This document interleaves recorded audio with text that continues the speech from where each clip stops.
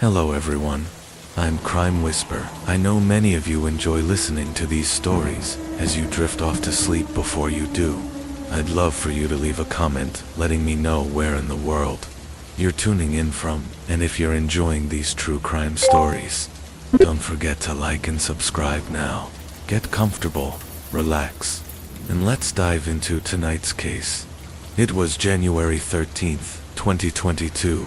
The morning sky over Honolulu, Hawaii was bright and peaceful, but inside the home of 81-year-old Tokahara Lily, something felt off the previous evening, around 6 p.m. She had texted her son, Tokahara John, expecting him to come by with the lunchboxes he'd promised to bring. She waited all evening, but he never arrived, thinking maybe her son had gotten busy at his clinic, perhaps caught up in an emergency. Lily tried to brush off her worry. She told herself he must be exhausted and forgot their plans the next morning. She packed up some food she'd made and decided to take it to him herself rather than calling and disturbing him. She thought it would be better to surprise him with a warm meal. She drove into the city, parked behind her son's clinic, and immediately spotted his familiar white pickup truck, the back door still open. Feeling reassured, she walked inside, but what greeted her was a chilling silence. The place was eerily still. Papers were scattered across the floor, and there, lying motionless in the middle of the room, was John, surrounded by a pool of blood. Lily's heart stopped. She burst into tears, trembling as she screamed for help and ran outside within minutes. Police cars, ambulances, and fire trucks surrounded the area, but it was already too late.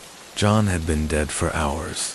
The news shook the entire community. John, just 47 years old, was known as a kind, energetic man devoted to helping others. His acupuncture clinic had become a trusted place of healing, offering comfort to countless people.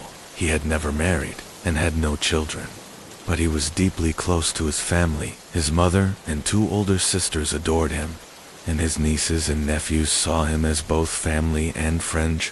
John lived healthily. He loved fitness, ate clean, and enjoyed outdoor activities like surfing, kayaking, and fishing. After earning a master's degree and medical license, he'd opened his own clinic, determined to bring traditional medicine to his community. During the investigation, police found 4 bullet casings inside the clinic, 2 near John's body and 2 near the refrigerator. All 4 shots had been fired toward his head, suggesting a deliberate, targeted killing rather than a robbery in the desk drawer. Detectives discovered $4,000 in cash, untouched. The motive, it seemed, wasn't money on the wall. Investigators also noticed a bloody fingerprint, and on the desk, 2 phones belonging to John. One was only used for games and could connect to Wi-Fi. The other was his main phone. Records showed that it was last used at 6:18 p.m. on the night of the murder. Footage outside the clinic revealed a man wearing a fisherman's hat entering around 6 p.m. Just 48 seconds later, he was seen leaving, this time wearing a white hat and dark sunglasses, his face completely covered. Unfortunately, the video quality was too poor to identify him. Between the time John's phone stopped being used and the moment his mother arrived the next morning, no one else had entered the building. Desperate for leads, detectives analyzed nearby traffic footage. At 5:57 p.m., a white Chevrolet pickup truck was seen turning off Finkton Highway and heading toward the area near the clinic. Later, a man matching the suspect's outline appeared walking in that same direction. The truck was captured again by highway cameras, but the license plate was too blurry to read. Analysts could only make out that it seemed to have 3 letters followed by 3 numbers. That was enough for police to narrow down all white Chevrolet pickups registered in Hawaii, matching that model between 2014 and 2016. After cross-checking 52 vehicles, 51 owners were cleared. Only one remained. The truck belonged to Eric Thompson, a 32-year-old construction company owner living in Honolulu with his wife and 2-year-old daughter. Digging revealed something crucial. Eric and John had known each other years before. Their connection began when, through a mutual friend, John had treated Eric's carpal tunnel syndrome with acupuncture after that initial meeting. Eric and John had almost no contact. This made it difficult for investigators to draw any connection between them strong enough to suggest a motive, but soon, detectives uncovered something completely unexpected, a clue that changed the direction of the case. It turned out that Eric's wife, Joyce, was also one of John's patients. As police analyzed the data from John's phone, they found that their connection went far beyond a typical doctor-patient relationship. Hidden among the texts and calls was evidence of a secret affair that had lasted 4 years. Could Joyce, the woman who had once shared such a deep bond with John, have been involved in his death? After 3 weeks of quiet investigation, authorities finally went public with new developments. Eric and Joyce weren't strangers to love. They'd been high school sweethearts at Kalani High School, where both were admired for their charm and bright personalities. On January 14, 2014, the couple celebrated their wedding, choosing the date to mark their 13th anniversary together. It was a grand beachfront ceremony in Hawaii, the kind that left everyone talking about their perfect love story. After graduating from the University of Hawaii, Eric threw himself into his work in his 20s. He built his own construction company, leading dozens of employees and managing major projects. His hard work paid off. He soon bought a $2 million home for his family. Joyce devoted herself fully to being a wife and homemaker. Their marriage seemed picture perfect, admired by friends and family alike. But beneath the surface, one issue lingered. After years together, they still had no children. Doctors told them both were healthy and simply advised patience. But their frustration grew around that time. An old high school teacher who knew the couple heard about their struggles and recommended an acupuncturist who might help. Dr. John Tokahara. Joyce eagerly went to his clinic, hopeful. After several acupuncture sessions, John diagnosed her with poor blood circulation and suggested additional massage therapy. Joyce agreed, and soon, she even brought her husband Eric to see John for his carpal tunnel problem. No one could have imagined how that simple introduction would one day lead to tragedy. Following John's death, detectives uncovered an enormous amount of electronic evidence, over 5,600 text messages, photos, videos, and call logs between John and Joyce. They revealed a long-running affair that had quietly persisted for years thanks to John's treatments. Joyce had eventually become pregnant and given birth to a healthy daughter, but not long after the baby was born, Joyce and John's relationship took a romantic turn. Joyce confessed to him that she had no intention of divorcing her husband, yet she wanted to remain his secret lover. Their messages left little doubt about the intensity of their connection.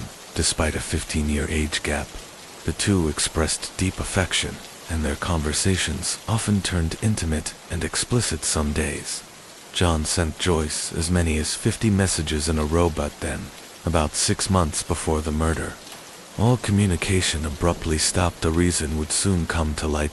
Who often left home early and returned late had begun to suspect that something wasn't right. One night, while reviewing footage from his home's security cameras, he noticed something alarming. During one of his business trips, Joyce had left the house around 1 a.m., leaving their newborn baby completely alone. Half an hour later, her car returned, disturbed and suspicious. Eric confronted his wife. Joyce tried to deny it at first, but under pressure, she broke down and confessed the entire affair with John through tears. She claimed that John had been the one to pursue her, that she had been confused and manipulated. She begged for forgiveness and promised to end the relationship forever. Eventually agreed to forgive her, but his reaction was extreme. He made Joyce kneel before both families and write a formal letter of apology, vowing never to betray him again, to make sure she never broke that promise. Eric took a shocking extra step, one that would later come out during the court proceedings when questioned by detectives. Both Eric and Joyce admitted that their marriage had suffered a serious crisis after the affair, but Eric insisted he had moved past it. He claimed his anger had faded and said he could never commit such a monstrous act at first glance. Their statements seemed reasonable, but as investigators dug deeper, they discovered that John's personal life was far more complicated than they'd imagined. Over the years, he had maintained relationships with multiple women, most of them former patients. At least 2 of those women had even divorced their husbands because of him. This revelation opened a new line of inquiry. Could one of those betrayed husbands have sought revenge? Detectives interviewed one of them, a man named Mark. He admitted that, when he first discovered his wife's affair with John, he was furious and heartbroken, but over time, he said, the anger faded. He and his wife had divorced peacefully, and he had even found happiness again, with someone new. Surprisingly, Mark spoke about John with an unexpected tone, not hatred, but gratitude. He explained that in the final stages of his divorce, John had been surprisingly compassionate.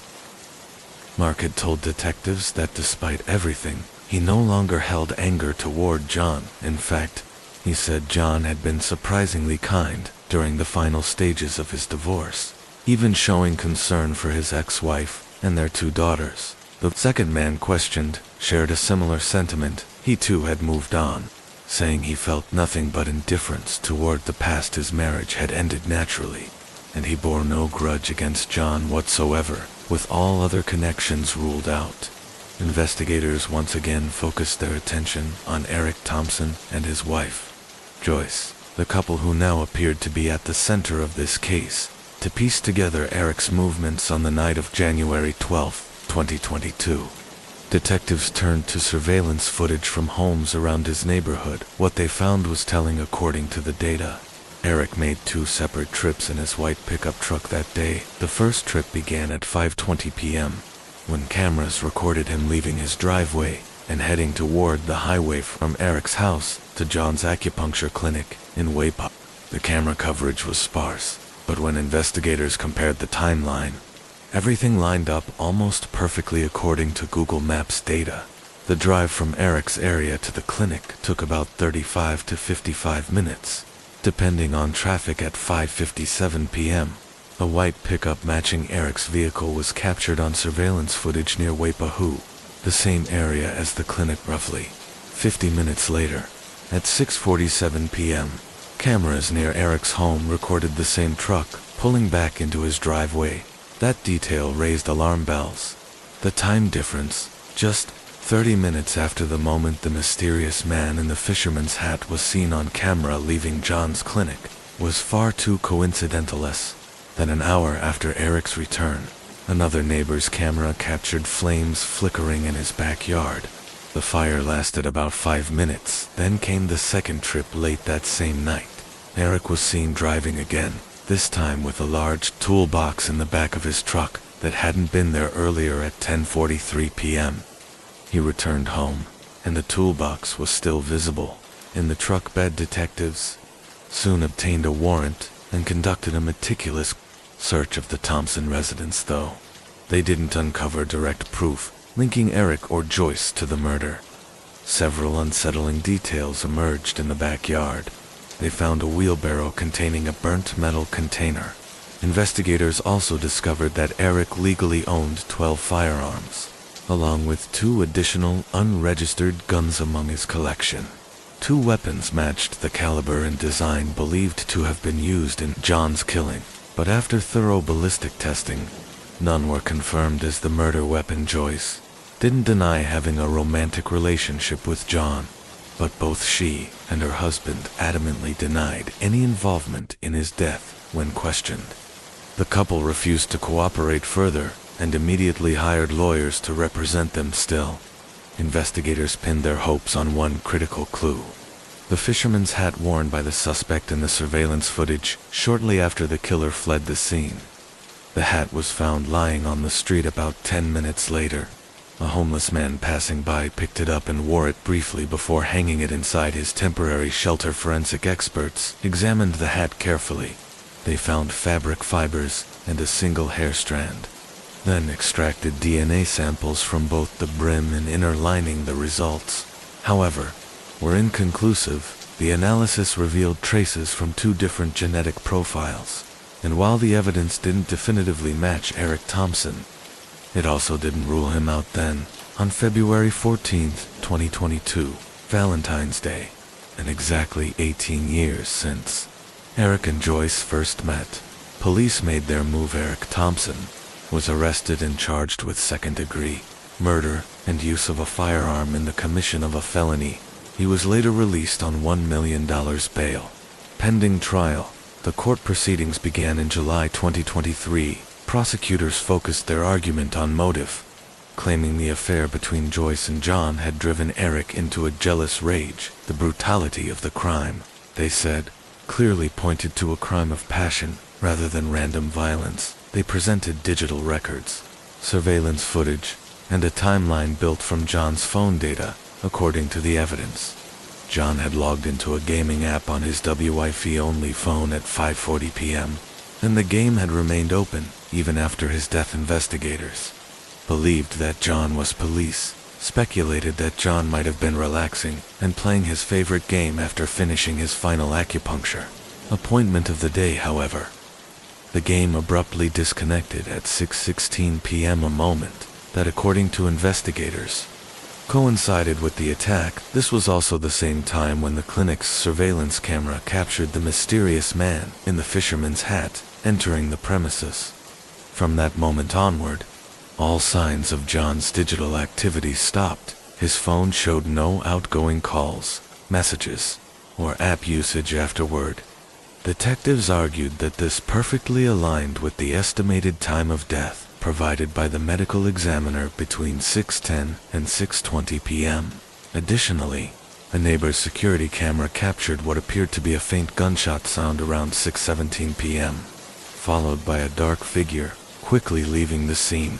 While the image quality was too poor for facial identification, the man's build and clothing appeared strikingly similar to Eric's. Prosecutors painted a picture of a man consumed by jealousy. They claimed that Eric had discovered the affair between his wife, Joyce, and Dr. John long before the murder. According to their narrative, the couple's marriage had been deteriorating for months, with heated arguments becoming frequent the night before the murder. Neighbors recalled hearing loud shouting from their house, one of many such arguments over the past year. During the trial, the defense countered by portraying Eric as a victim of circumstantial evidence. They emphasized that there was no direct proof linking him to the crime, no weapon, no eyewitnesses, and no definitive DNA match. The defense pointed out that Eric had been under immense emotional stress and might have simply gone for a drive to clear his head. The short trip, they argued, did not necessarily place him at the crime scene. When Joyce took the stand, she admitted to the affair, but insisted that she had ended it months before the killing.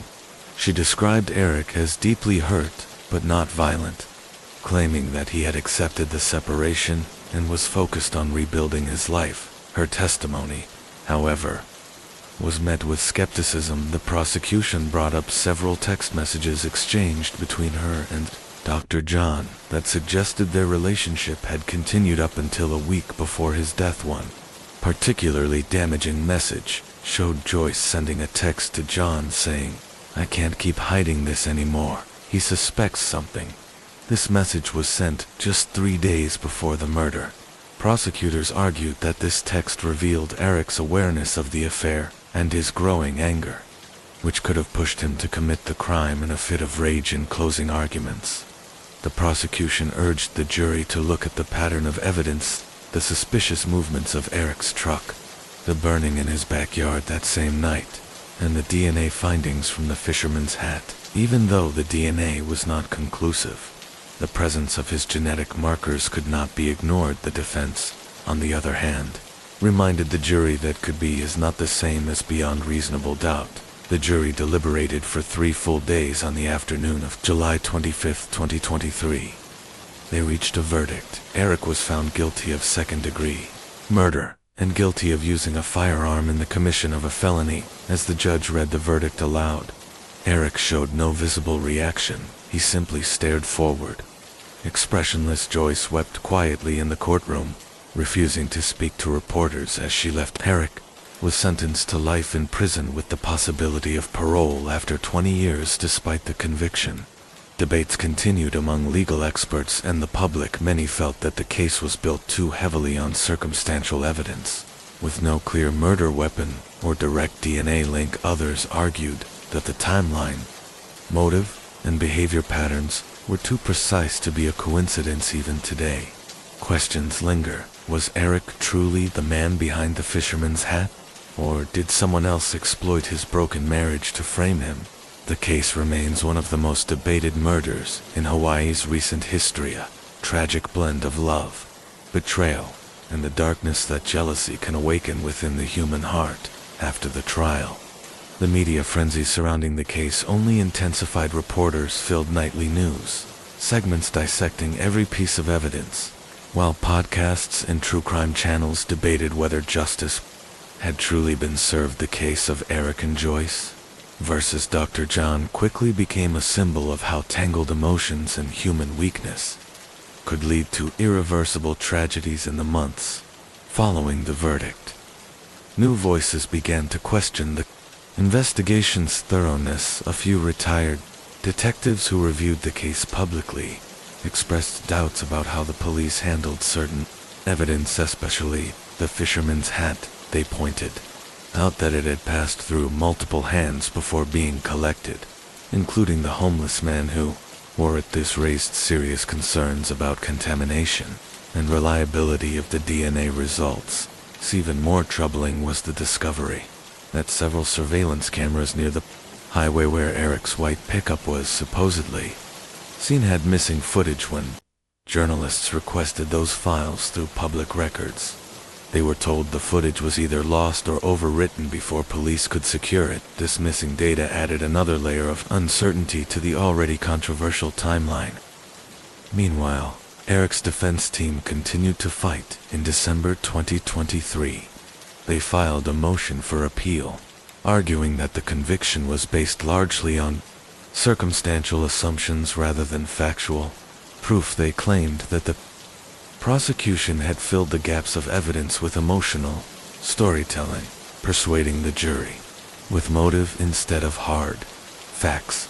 The appeal was supported by new forensic experts hired by the defense. These specialists reviewed the DNA analysis and concluded that the genetic material found on the fisherman's hat was too degraded and mixed to reliably identify any individual. In simpler terms, there was no scientific certainty that the DNA belonged to Eric, or even that it hadn't come from secondary.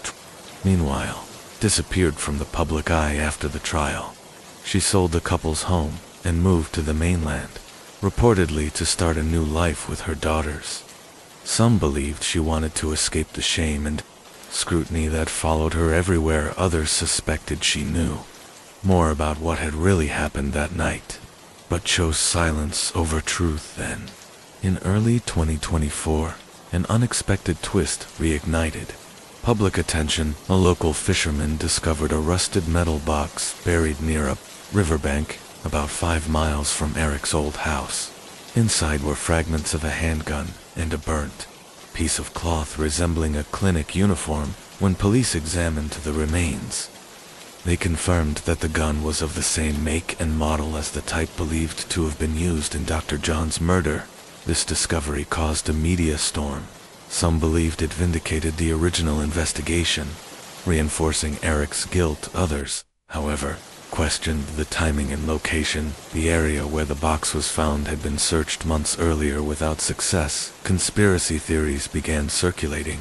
Some claimed that the weapon had been planted, either to frame Eric or to protect the real killer. Eric's lawyers seized upon this as fresh evidence for appeal. They argued that the sudden appearance of a potential murder weapon months after conviction proved that not all facts had come to light. They requested DNA and ballistic tests, hoping the results would either clear Eric or at least raise reasonable doubt about his guilt. However, when the ballistics report returned, the results were inconclusive. The gun's barrel was too corroded to determine whether it had fired the bullets that killed Dr. John. No usable fingerprints or DNA were found. and the cloth fragments revealed no identifiable biological traces. By mid, the appeal hearing was denied. The court ruled that while the new findings were interesting, they were not enough to overturn the conviction. Eric would remain in prison. His lawyers promised to continue fighting, taking the case to higher courts, but their chances grew slimmer with each passing month inside prison. Eric reportedly kept to himself. Fellow inmates described him as quiet, polite, and deeply withdrawn. He never spoke about the case or his wife. In one rare interview with a journalist, Eric said only one thing: "I didn't kill him, but someone wanted it to look like I did to this day." The case remains shrouded in doubt. Was Eric truly a jealous husband driven to murder, or a man caught in a web of betrayal and misdirection? Did Joyce play a deeper role than she admitted? And who, if not Eric, was the figure in the fisherman's hat captured at 6:17 p.m. on that fateful January evening?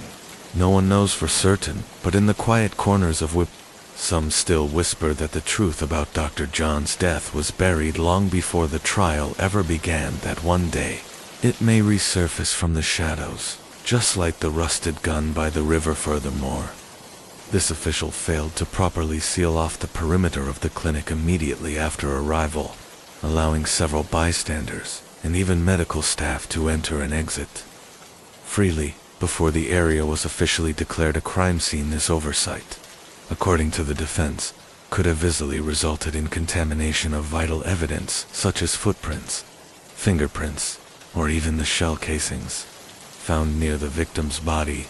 The defense also questioned the reliability of the forensic timeline. They emphasized that the estimated time of death between 6:10 and 6:20 p.m. was based on temperature readings taken almost 2 hours after the discovery of the body, which could have significantly skewed the analysis. Moreover, no gunshot residue was ever found on Eric's hands, clothing, or vehicle, even though the police claimed he had fired the weapon at close range to further weaken the prosecution's narrative. The defense brought in a digital forensics expert to analyze the phone and surveillance data. According to this expert, the timestamps on the neighbors' cameras did not perfectly align with those from the clinic's system. Some of the clocks were found to be off by several minutes. If true, this meant that the supposed gap between Eric's truck returning home and the time of the murder might not have been accurate at all. The defense also questioned the supposed motive. They argued that, while Eric had indeed been devastated by Joyce's affair, he had already begun therapy and was actively trying to repair the relationship rather than destroy it as evidence. They presented a series of text messages between Eric and Joyce exchanged just days before the incident, showing calm and supportive conversations about their daughter and their plans to start family counseling. The prosecution remained steadfast. They argued that this calmness was nothing more than a mask, a desperate attempt by Eric to project control while secretly planning revenge. They returned to the marital agreement as a symbol of Eric's possessiveness, an obsession with image. This was not love. The prosecutor declared this was control, disguised as devotion. To reinforce their theory, the prosecution displayed a chilling sequence of surveillance stills. In one image, the figure in the fisherman's hat was seen walking briskly toward the clinic entrance at 6:16 p.m. In another, taken just 2 minutes later, the same figure was shown running in the opposite direction, slightly hunched and holding something small and dark in his right hand. Nearby street camera then captured a light-colored pickup truck speeding past moments later, heading in the same direction as Eric's home. The courtroom fell silent as these images were displayed, although the face of the suspect was impossible to make out. The body shape and stride seemed eerily similar to Eric's. When asked by the prosecutor if he could explain this resemblance, Eric simply replied, "That's not me. I don't know who that is." The defense pressed on, arguing that countless men of similar height and build lived in the area, and that the blurry footage was far from sufficient to prove guilt. They also highlighted a series of anonymous tips that police received in the weeks following the murder. Tips that mentioned another man seen frequently visiting Dr. John's clinic, a man who had reportedly been rejected by one of John's female patients and had expressed anger toward him for reasons unknown. Police never followed up on these leads as the trial entered its final days. Both sides made impassioned closing statements. The prosecution framed Eric as a man who could not bear to lose control of his family and reputation. The defense portrayed him as a grieving husband, wrongly accused, trapped in a web of circumstantial coincidences and investigative incompetence. When Eric was given one last chance to address the jury, he stood and said quietly, "I've lost my family, my freedom, and my name, but I didn't take a life. I couldn't do that to anyone, especially not someone I once trusted to heal my wife." His words hung in the air for a moment before the courtroom erupted in murmurs. Some jurors avoided his gaze. Others looked visibly moved, but as history would record, emotion could not outweigh the weight of suspicion. A few days later, after nearly 30 hours of deliberation, the jury delivered their verdict. Guilty on all counts. Eric's face remained pale, but expressionless. Joyce, seated in the back row, broke into tears yet, even as he was led away in handcuffs. The defense's warnings continued to echo through the media, and the public evidence mishandling. Missing footage, contaminated DNA, and above all a fisherman's hat that carried more questions than answers for many. The haunting truth was not whether Eric was innocent or guilty, but that the full story of what happened to Dr. John that evening in Waipahu might never truly be known. Her enthusiastic viewers with her signature cheerful tone, she greeted everyone joining the stream, waving at the camera and saying, "Good morning, everyone. Today's challenge is going to be a fun one. We're walking the entire Yamanote line loop. Let's see if I can do it."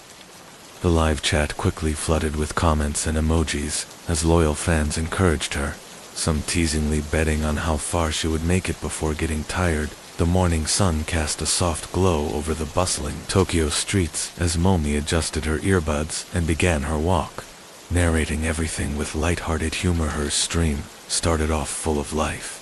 She stopped to buy an iced coffee, greeted an elderly street musician, and even playfully sang along with his tune every few minutes. She read comments aloud, responding with laughter or witty remarks that kept the audience engaged. For her followers, it was just another joyful broadcast, the kind of authentic, down-to-earth content that made Momi one of Japan's most beloved small streaming personalities. But beneath the stream's cheerful rhythm, a shadow quietly crept in. Around 30 minutes into the broadcast, a viewer's comment appeared that made Momi's expression freeze for a split second.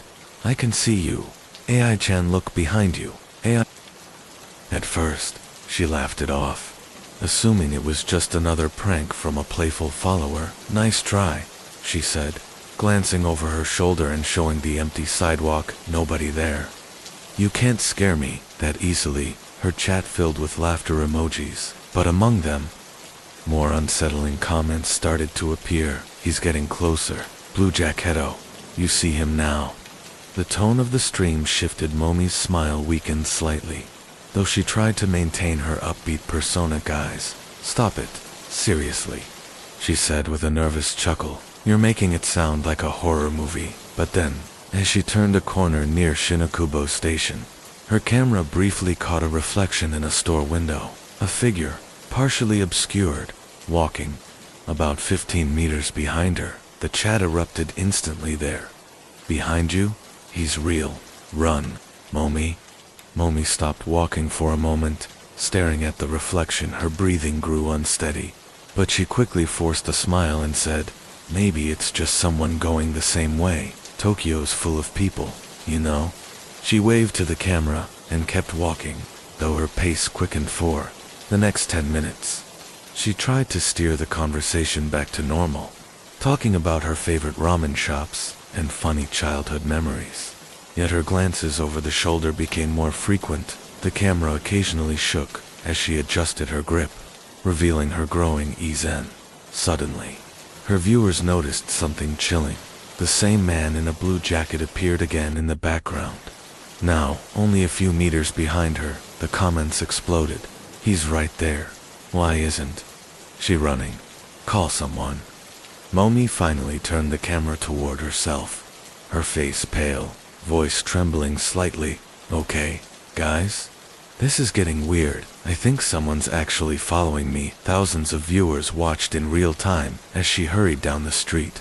Her once cheerful broadcast now filled with heavy breathing and the sounds of quick footsteps echoing through narrow alleys. Her audience began spamming messages, begging her to go into a store or call the police then, just as she ducked into a small convenience store near the next station. The stream froze for a few seconds, the signal cutting in and out when it resumed. She was inside the store, trying to smile again, reassuring her viewers, "It's fine. I'm safe now. Probably just my imagination," she said, laughing nervously as she bought a bottle of water. But as she walked toward the exit, the live chat caught something she hadn't. The same man in the blue jacket standing just outside, facing the glass door moments later. The feed abruptly went black. That was the last time anyone saw Momi AI alive for about 10 minutes.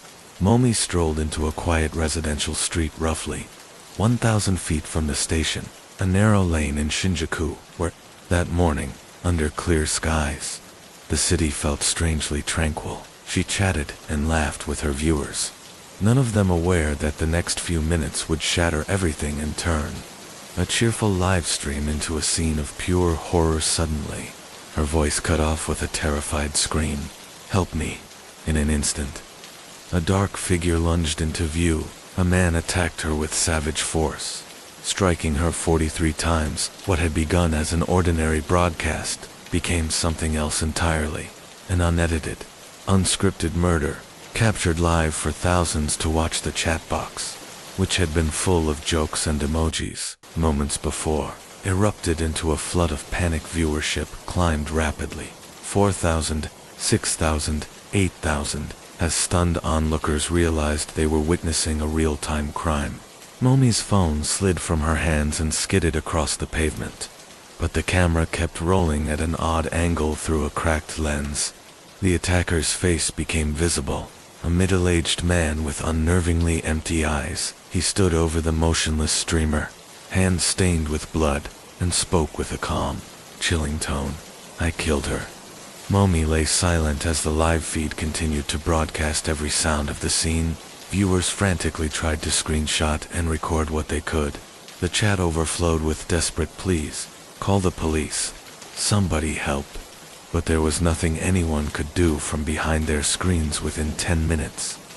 Police sirens cut through the quiet streets. Officers arriving on scene found a crowd gathered, and at the center of it all, the attacker standing motionless beside the victim. When an officer asked, "Did you do this?" the man lifted his hands without struggle and replied, in a steady voice, "Yes, I did it." He was immediately restrained and taken into custody. Meanwhile, the phone lay on the ground still broadcasting, thousands of eyes glued to the images, powerless to intervene. This was a grim first in Japan's live streaming history. The moment an act of extreme violence was transmitted live to an enormous, helpless audience. Momi AI was a screen name. Her real name was eerie, and she had been a familiar face on the Peikocha platform to fans. She was a cheerful, innocent-looking performer, a country girl persona, with a sweet voice and a baby face. But behind that online image lay a far more complicated life. By age 22, she'd already been a single mother, and her real world was marked by unstable relationships and precarious work. She often worked night shifts and relied on acquaintances or bar colleagues to care for her child. Those difficulties led to the child's temporary placement in a counseling center after authorities found irregular school attendance and long periods of neglect. Her family life offered little support. Acquaintances described Momi's mother as unreliable, someone who sometimes leveraged her daughter's fame for free drinks and favors. Yet, despite the turmoil, Momi poured herself into streaming. Her dedication paid off. She reached Platinum Plus status on Peikocha, earning an estimated 9 million yuan a year, about $60.00 for a young streamer. It was a remarkable rise, but tragically, that fame also made her more visible to the very person who would later destroy her after Takano Kenichi, born in 1982 and living alone in Oyama City, was taken to the station. Investigators quickly began piecing together his connection to Momi. He had no prior criminal record and appeared outwardly ordinary, but phone records, platform activity logs, and private messages painted a darker picture, an obsessive fixation that went far beyond the usual fan-streamer relationship. Step by step, detectives reconstructed the interaction between Takano and Momi, a relationship that never stayed within safe boundaries. Takano first appeared in Momi's audience around December 2021, just another username in the endless stream of fans watching her nightly broadcasts at first. His interactions seemed harmless, small gifts, friendly comments, the occasional encouraging message, but as months passed, his presence grew stronger, his devotion deeper, his attention more personal. He began sending expensive digital gifts, transferring large sums of support money, and leaving long emotional comments after every stream. Before long, he was trying to contact her directly outside of the platform's chat from those public exchanges. Private conversations began, first through messages, then through late-night phone calls. Police would later confirm all of this through detailed message logs and call records. The turning point came in August 2022, when Takano traveled to Yamagata Prefecture, where Momi was working part-time. After that meeting, something changed in his mind. He stopped addressing her politely as a fan and began calling her "My dear Momi." In the months that followed, they met again twice in September, once more in October. For Takano, it was no longer admiration for a streamer, it was love in his eyes. She wasn't just an online personality anymore, she was his partner. The woman he believed shared a special connection with him. But investigators would later uncover a harsher truth, a truth suggesting that what Takano viewed as love, Momi may have seen as simple financial convenience. Starting in September 2022, Momi began sending him messages, asking to borrow money. Her excuses were casual, believable. "I lost my wallet at work, can you lend me 40,000 yen?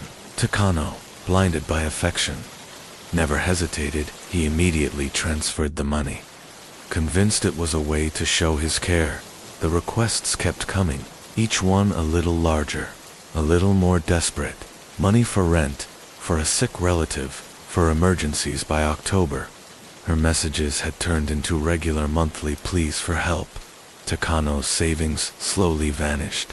He began borrowing money from outside lenders, just to keep sending her funds. In total, according to police calculations, he had transferred over 25 million yen, about $16,800.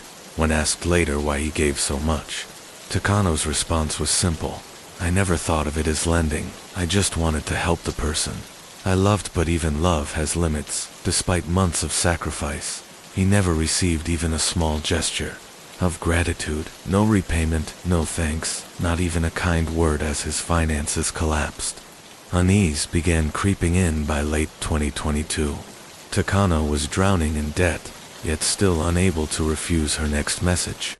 His affection had become dependence, his generosity had become obsession. The true blow came when he discovered where much of that money had gone. Through acquaintances, Takano learned that Momi had been spending extravagantly, visiting high-end host bars, ordering expensive champagne, and openly flirting with male staff on social media. She flaunted designer clothes, lavish meals, and luxury nights out on camera. She laughed and smiled beside other male broadcasters, projecting an image of carefree success. To Takano, it was unbearable. He felt humiliated. Used. The woman he adored had turned him into nothing more than a wallet. In December 2023, desperate and angry, he filed a lawsuit against her in the Utsunomiya District Court, demanding the full repayment of the 2,514,800 yen he had given her, plus 3% interest. The court eventually ruled in his favor. Momi was ordered to repay everything, but she didn't.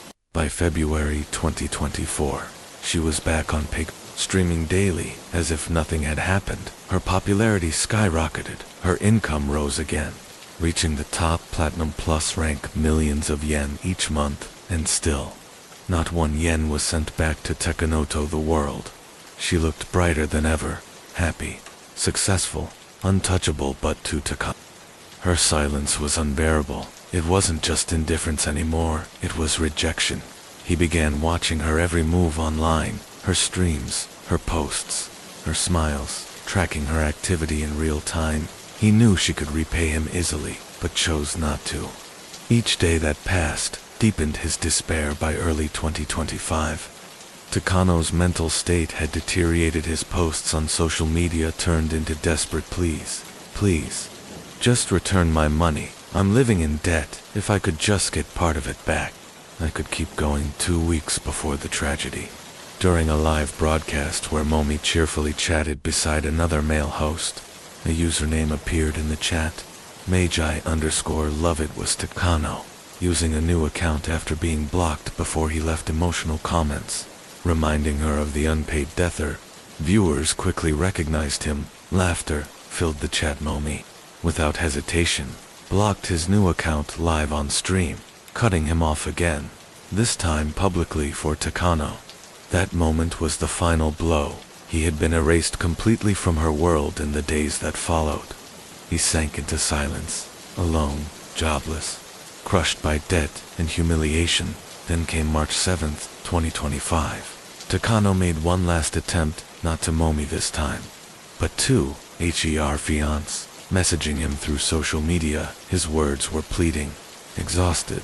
Please tell her to pay me back. I'm being chased by finance companies. If I could just get that money, I could keep living. Please, help me. No reply ever came. On March 10th, the day before the horror that would shock Japan, Momi went live once more, laughing, dancing. Carefree viewers flooded her chat with hearts and compliments. In a small, dimly lit room miles away, Takano sat alone, eyes fixed on his phone screen, watching her every smile with trembling hands and a tightening throat. Something inside him finally broke. The police investigation officially began that same afternoon. The entire Shinjuku district was cordoned off, and every street camera in the area was reviewed within hours. Investigators identified the suspect, 37-year-old Kenichi Takano, unemployed, from Tochigi Prefecture. His personal information, photos, and even his old posts on social media were rapidly circulated by online users. Before the police could even issue a formal statement, within half a day, Takano became one of the most despised men in Japan. By evening, hundreds of thousands of people were watching live coverage as police surrounded a small internet cafe in Ikebukuro. Surveillance footage had captured Takano entering the cafe around Sawulandan Arshifin, carrying a backpack and still wearing the same jacket from the morning. The streets outside were filled with reporters, curious onlookers, and angry citizens shouting for justice when police stormed in. Takano made no attempt to resist. He simply stood up, raised his hands, and said, "I finished what I needed to do." His face was chimерally calm. Inside the police station, investigators found his phone containing both the live stream recording and several self-recorded clips he had made before the attack, and one, filmed 2 nights earlier. He looked directly into the camera and said, in a flat voice, "When someone gives everything and is still ignored, what is left of him?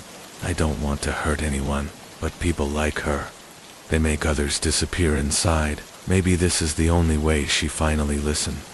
The video quickly leaked online and ignited an even larger firestorm. Psychologists, sociologists, and media commentators all jumped in, dissecting every word. Some said it was a tragic example of a mentally unstable man pushed over the edge by loneliness. Others argued it was a symptom of Japan's deepening social isolation, problem where parasocial relationships between streamers and fans blur the line between fantasy and reality. 2 days after the murder, Mumi's funeral was held quietly in her hometown of Saitama, despite her family's request for privacy.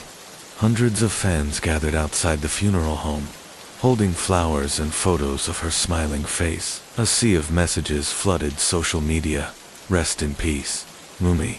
You brought light into our lives. No one deserved what happened to you. But alongside the grief, a darker narrative began to grow. Some users started sharing screenshots of old conversations, claims from anonymous accounts, and alleged payment records. Rumors swirled that Mumi had privately accepted money from several fans. Not just Takano, whether true or not. The speculation spread uncontrollably. Videos titled "The Truth About Mumi AI" racked up millions of views. What began as sympathy gradually turned into a strange mix of mourning, judgment, and voyeurism. Meanwhile, Takano underwent psychiatric evaluation at the Tokyo Metropolitan Detention Center. Doctors described him as detached from reality, but fully aware of his actions. He spoke little, only occasionally repeating, "I warned her. I just wanted to talk," when asked if he regretted it. He paused for several seconds before replying, "Regret is for people who still have something left to lose." Months later, during his trial, Japan watched every moment through live news coverage. The prosecution painted Takano as a cold-blooded killer who meticulously planned his act, while the defense argued he was mentally unstable and driven by delusional obsession. The courtroom was packed with reporters, victims' rights groups, and curious citizens. When the verdict finally came, the judge spoke with a heavy voice. "You claim to have acted out of love, but love that leads to murder is not love. It is possession, control, and destruction. The court finds no justification for your actions." Takano was sentenced to life imprisonment outside the courthouse. The crowd erupted in applause, though the mood was not one of triumph, but exhaustion. The case had forced Japan to confront uncomfortable truths about loneliness, about digital intimacy, and about the invisible suffering hidden behind smiling avatars. In the years that followed, Mumi's death remained a cautionary tale. Universities used it as a case study in media ethics courses. Streaming platforms tightened safety regulations, introducing stricter boundaries between influencers and their fans. Yet, deep in the corners of the internet, Takano's name occasionally resurfaced on forums where lonely users confessed they understood him, and so, in a way, his shadow lived on not as a person, but as a haunting echo of what happens when love, technology, and despair collide in the wrong proportioned crib. Her son sleeping soundly, his tiny hand resting on hers in the darkness. Tears streamed silently down her face. Each night she whispered to herself, "Just hold on a little longer. Maybe tomorrow will be different." But tomorrow never changed. Her husband, Sukdev, grew more violent and more indifferent with each passing month. If dinner wasn't ready on time, he shouted. If the baby cried too long, he struck her back, and the matriarch only encouraged his behavior, often muttering that a good wife learns through discipline. The cruelty became routine. Insults in the morning, blows at night, and cold silence in between. By 1994, Sergi's world had shrunk to the four walls of that house. Her contact with the outside world was strictly controlled. She was rarely allowed to leave, and if she did, she was always accompanied. Even her letters to her family were screened. Yet, behind this forced obedience, a quiet rebellion began to grow inside her. She started secretly writing a diary, small pieces of paper, hidden behind loose bricks in her bedroom wall. In them, she described every act of cruelty, every scream she had to muffle to avoid waking her son. "They took away my name," one entry read, "but they can't take away the truth if something happens to me. I hope someone reads this." Then, in late 1996, something shifted. A neighbor, Mrs. Collins, began to notice strange noises coming from the house, loud arguments, muffled cries, and once, what sounded like someone begging for mercy. One evening, she caught a glimpse of Sergi through the window. Her face was bruised, her eyes hollow. When Mrs. Collins tried to approach her the next day, Bakken appeared at the door and coldly said, "She's fine. Don't interfere in our family matters." By early 1997, the violence had reached a terrifying peak. The neighbors often heard shouting well past midnight, and sometimes the baby's cries followed. That was when Sergi finally gathered the courage to act late one night. While everyone slept, she managed to sneak to the phone in the hallway and dialed the police. Her voice trembled as she whispered, "Please, you have to help me. They're going to kill me." The operator asked for her address, but before Sergi could finish, footsteps approached. She hung up in panic. The police traced the call, but, finding nothing suspicious in previous reports from that household, decided not to follow up. That single act of negligence sealed her fate. A few weeks later, in April 1997, the house fell silent, eerily so the neighbors noticed that the baby no longer cried at night. The family told everyone that Sergi had gone back to India to visit relatives, but something felt wrong. Her family, still living nearby, never received a single call or letter. Days turned into weeks, and the silence grew unbearable. Finally, in June, after a tip from a neighbor, police arrived at the house with a search warrant. They began combing through every room, until one officer noticed an uneven patch on the garden soil behind the shed. When they started digging, the smell told the story before the truth was spoken. Beneath 2 feet of earth lay the remains of Sergi, her body wrapped in a blanket. The post-mortem revealed multiple fractures, burns, and internal injuries, evidence of prolonged abuse before her death. Her diary pages, discovered hidden in the wall, became the key evidence in the murder trial. When police arrested Sukhdev and his mother, they both denied everything. She ran away, they insisted.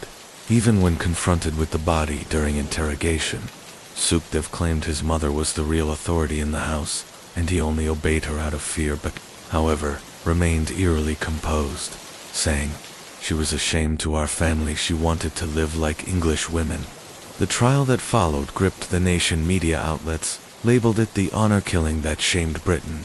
Reporters filled the courtroom as the prosecution read from Sergi's diary. Each line revealed the horror of her final years, a life consumed by cruelty and cultural oppression. In 1999, both Sukhdev and Bakan were found guilty of murder and conspiracy to pervert the course of justice. The judge's words cut through the silence.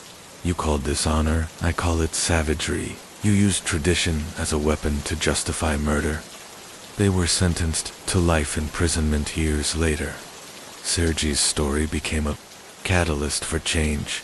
Her death prompted public campaigns, demanding better protection for women trapped in abusive or forced marriages. The British government introduced stronger domestic violence laws and established hotlines specifically for women from immigrant backgrounds who feared retaliation for speaking out. In the end, Sergi's voice, the same one silenced in life, became louder in death. Her diary, once hidden behind bricks, became a symbol of courage, and though she never lived to see it, her story saved countless others from the same fate at sender, saying that if she interfered, she would suffer the same fate as Sergi. Powerless and terrified, Sarbjeet kept quiet though. Every night she cried, knowing what was about to happen. On the morning of December 3rd, 1998, Sergi and her mother-in-law, Bakan, left for India. Neighbors watched them depart. Unaware they were witnessing Sergi's final moments on British soil. She carried only a small suitcase, her passport, and a naive belief that the trip might mend what years of suffering had broken on the flight. Bakan acted unusually warm, talking softly, even holding Sergi's hand. At one point it was the first time in years that Sergi saw that kind of tenderness. She allowed herself to hope that maybe, just maybe, peace was finally possible. When they arrived in Punjab, Bakan took Sergi straight to her ancestral village. Instead of the supposed wedding venue, the house was old, remote, surrounded by fields that stretched endlessly under the winter sky. Over the next few days, Sergi began to feel uneasy. Bakan's behavior grew colder, and the people around the house, distant relatives and unknown men, seemed to watch her with unsettling curiosity. Then, on the night of December 10th, everything changed. Bakan told Sergi they needed to visit a nearby temple to make offerings for the family's peace. It was already dark when they left. As they walked along the narrow road, leading away from the village.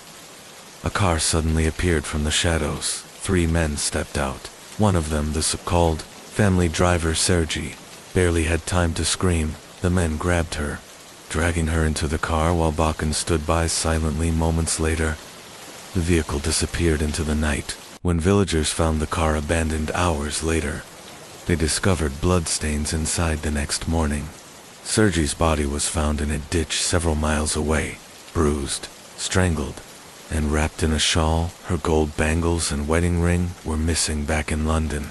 Bakken returned alone on December 18th. Exactly as planned, she told everyone that Sergei had decided to stay in India for a while, for weeks.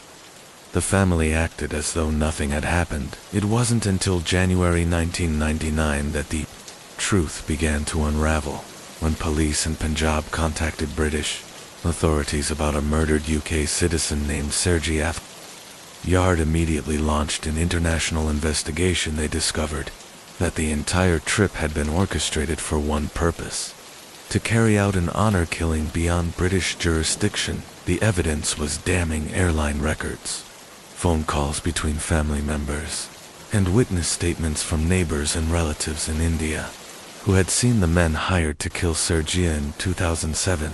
After years of investigation and extradition battles, Bakken Athwal and her son Sukhdev were charged with murder and conspiracy to pervert the course of justice during the trial. The courtroom fell silent as prosecutors described how Bakken had masterminded the murder, manipulating her own son and using cultural honor as justification for a brutal crime. Sarbjeet, the sister-in-law who had stayed silent out of fear, finally came forward as the key witness. Her testimony revealed the chilling details of the family meeting, the plot, and the threats that silenced her for nearly a decade. In September 2007, both Bakken and Sukhdev were found guilty of murder. The judge condemned their actions as barbaric, calculated, and an utter perversion of cultural values. Bakken, then in her 70s, became one of the oldest women in Britain ever convicted of orchestrating a killing. The case sparked national outrage and led to widespread reform. The UK government introduced stricter measures to prevent forced marriages and honor-based violence, including dedicated police units and protection laws for women at risk of being taken abroad under false pretenses. For many, Sergei's death became more than a tragedy. It became a turning point. Her story broke cultural silence, forcing society to confront the dark side of misplaced tradition. And while her life was stolen by the very people who should have protected her, her courage in seeking independence inspired countless others to escape before it was too late. Today, her name stands as a symbol of defiance, a reminder that even in silence, truth waits to be heard. Threatened into silence, Sarbjeet lived in constant fear. She knew that if she dared to speak, her own life would be at risk. Unable to warn Sir, she carried the unbearable weight of guilt and helplessness. When the departure day finally arrived, everything unfolded exactly as Bakken had planned. December 3rd, 1998. The beginning of a journey that would seal Sergit's fate. But just hours before the flight, fear and desperation overcame Sarbjeet. She couldn't stand by any longer driving far from home. She pulled up beside a lonely public phone booth, trembling. She dialed the number for the anonymous UK hotline for reporting criminal activity. Her voice shook as she told the operator that she needed to report an imminent crime. She gave every detail she knew: flight information, names, and the outline of a deadly plan already in motion. After hanging up, she drove back home, her hands cold and trembling. Standing behind the curtain, she watched as Bakken and left for the airport. Sergit bent down to hug her daughter and her younger child one last time before wheeling her suitcase toward the car. Sarbjeet couldn't stop the tears. A dreadful feeling told her she might never see Sergit alive again. Once Bakken was gone, Sarbjeet clung to a sliver of hope. She wrote a desperate letter to the local police station, pleading for intervention before it was too late. She detailed everything she knew, except her own name. Revealing her identity would mean certain death. A woman like Bakken, who could order a killing in the name of family honor, wouldn't hesitate to eliminate another witness, but her letter vanished into silence. No response, no phone call, nothing. Days turned into weeks then. On December 18, 1998, 15 days after the trip began, Bakken returned to the UK. Alone, when asked about Surjit, she told neighbors that her daughter-in-law was enjoying her stay in Punjab and would return soon, but behind closed doors, Bakken spread a different story, claiming that Surjit had fallen in love with a man in India and run away to Delhi. Abandoning her children, she even told Sukhdev that Surjit had called him from India, saying she no longer cared about her family. Enraged, Sukhdev finalized the divorce, erasing her name from their lives, but Surjit's family sensed something was terribly wrong. On December 21, 1998, her older brother Jagdish Singh went straight to the police to report her missing. It was only then that an official investigation began, weeks later. A chilling moment shattered the silence inside the Athwal household one afternoon. Sarbjeet found herself alone with Bakken, without warning. Bakken began to speak, her voice calm, almost casual. She said, Surjit had brought shame to the family. That gossip had spread, and that it had to be stopped. Summoning her courage, Sarbjeet asked softly, "Where is Sarbjeet?" Bakken paused for a long time before answering, eyes fixed on the floor. Then, in a flat, emotionless tone, she confessed. She said that when they arrived in Delhi, her brother Darshan Singh picked them up after attending a family wedding. Surjit asked to go shopping. Bakken gave her some money and told Darshan to drive Heron the way. They gave Surjit a bottle of water, laced with drugs. As soon as she drank it, she lost consciousness. They strangled her, stole her jewelry, and dumped her body into the Ravi River. That horrifying confession was never formally reported to the police. But Sarbjeet's friend Jane, and Surjit's brother, refused to give up. They visited the UK Foreign Office repeatedly, begging for an investigation in India. By February 1999, Sukhdev, still legally married to Surjit, tried to claim a £135.0 life insurance payout but was denied soon after. He filed for divorce, claiming Surjit had abandoned the family voluntarily. As public and media pressure grew, the case gained traction. In May 2000, London police arrested Bakken Athwal on suspicion of conspiracy to murder, but shockingly, she was released after one day without charge. Authorities even offered a £13,500 reward for information. But the case again went cold. Meanwhile, Sarbjeet's own life remained trapped in fear and abuse within the Athwal family. Every attempt to escape failed. By 2004, the psychological torment pushed her to a breaking point. After suffering a severe breakdown, she was hospitalized. When she recovered, Sarbjeet moved in with a legal guardian for the first time. She told her father everything, the threats, the planning, and the confession she had heard. Encouraged by his support, she finally went to the police and gave a full official statement. Her testimony reignited the investigation. By 2005, the British police reopened the case and sent a special task force to India. They interviewed witnesses, tracked financial records, and coordinated with Indian authorities. After months of legal hurdles, Bakken and her son Sukhdev were finally arrested in August 2006 and charged with murder. Their trial took place in 2007 at the Old Bailey in London. Over 3 long days, Sarbjeet bravely testified, recounting every horrific detail of how her sister-in-law had been betrayed and murdered by her own family. She became the first British-born woman to testify in an honor-killing case against her in-laws. Her courage paid off. Both Bakken and Sukhdev were found guilty of murder and sentenced to life imprisonment. But justice was not complete. The men who physically carried out the killing, Darshan Singh and his accomplice, remained free in India, never charged for their roles in the crime. To this day, they live untouched, as if nothing ever happened. That is why the story of Surjit Kaur Athwal offers no closure, only a lingering wound. She was a devoted mother, a bright, resilient woman, who simply wanted a life free from oppression. Her name now stands as a symbol, not just of tragedy, but of resistance against the darkness of so-called honor, because sometimes Even when justice is served, the scars never fade. On December 4th, 2011.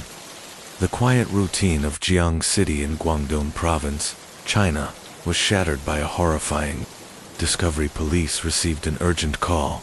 Beneath a large bridge, floating motionless on the still surface of the river, was the naked, decapitated body of a young woman. The gruesome scene would haunt everyone who witnessed it, both the residents who found her and the investigators who arrived moments later. Forensic experts were immediately dispatched after careful examination. They determined the victim was a woman in her early 20s, standing about 16 meters tall, but beyond that, there was nothing. No head, no clothing, no identification, not a single clue pointing to who she was. The investigation hit a wall. Almost instantly, police scoured the area for evidence, searching upstream and downriver, but came up empty with no name, no motive, and no leads. The case soon turned cold, another unsolved file sitting in silence, a ghost story that lingered over the city months past then. On June 12, 2012, nearly half a year later, a new report reignited the mystery. A young woman walked into a police station in Jiangmen to report her mother missing. Her name was Huang Fang. At the time, Fang was 46 years old, divorced, and living alone according to her daughter. She had recently told friends she'd found a new job opportunity in Shantou, arranged by someone she had met online, but that same evening, Fang's phone went completely dead. No calls, no texts, no signal. Days went by without a word. Her daughter searched desperately, contacting everyone she could think of, but no one had seen or heard from her. When police examined Fang's phone records, they found something strange. She had been in constant communication with a single phone number registered in Shantou, yet that number had no listed owner. Anonymous, untraceably. More alarming, Fang's final outgoing call before her disappearance was to that same mysterious number. It quickly became the focal point of the investigation. Who was on the other end of that line? And could it be connected to the earlier unsolved murder? Barely 20 days later, on July 3, 2012, another tragedy unfolded. This time in Shantou itself. A woman named Zheng Jing, a 30-year-old massage therapist from Zhongshan, had met a man online who claimed to be a wealthy businessman. He promised her a comfortable life, a future far better than the one she knew. Trusting him, she agreed to travel to Shantou to meet him in person that day. She packed a few belongings, and even brought along a small gift, a packet of preserved plums, a simple gesture of courtesy for the man she thought could change her life. At 3 p.m., surveillance footage captured her arriving at the Shantou bus station at 3:29. She was seen leaving the terminal and climbing onto the back of a motorcycle, headed to meet her mysterious suitor. Meanwhile, the man she was meeting had checked into a small hotel nearby at 3:51 p.m. He left his room and waited outside near a vegetable market minutes later. Both made phone calls to confirm their locations at 4:02 p.m. Cameras caught them walking together into the hotel. They went directly to room 306. 8 minutes later, at 4:10 p.m., a guest in the neighboring room 37 heard faint cries for help.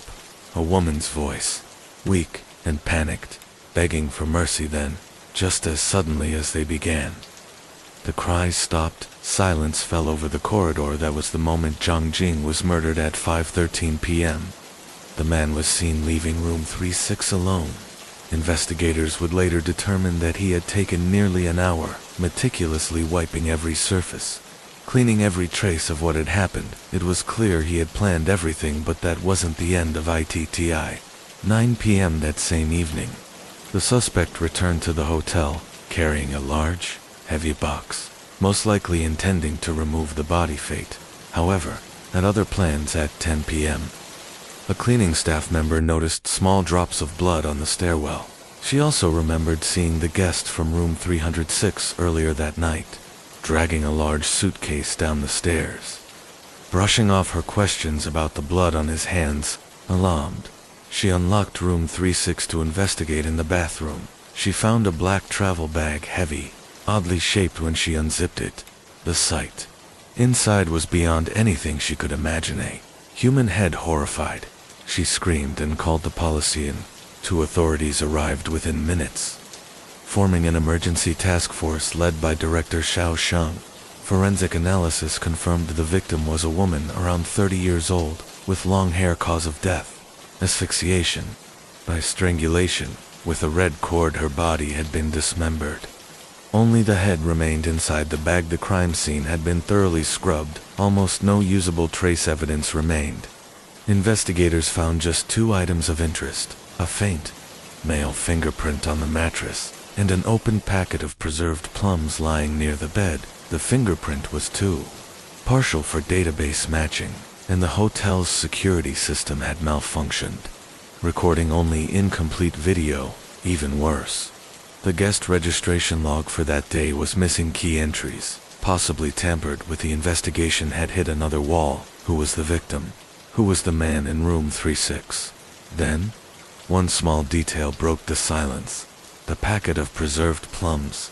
On the wrapper was a tiny inspection stamp from the Zhongshan City Materials Price Office, suggesting the plums had been bought in Zhongshan. It was the first solid lead. Shantou police quickly contacted their counterparts in Zhongshan, hoping this simple detail could connect the dots between the unidentified woman, the mysterious online suitor, and the disappearances that had haunted southern China and neighboring provinces. They concentrated their efforts on long-distance bus routes that ran from Zhongshan to Shantou on the day of the murder. After meticulously analyzing records and cross-checking data, investigators finally identified one specific bus that traveled along the crucial route, departing Zhongshan and arriving in Shantou around 3 p.m. The very time when Zhang Jing met her tragic end. The task force quickly located and contacted the driver of that bus. To their surprise, he vividly remembered a single female passenger who had boarded in Zhongshan.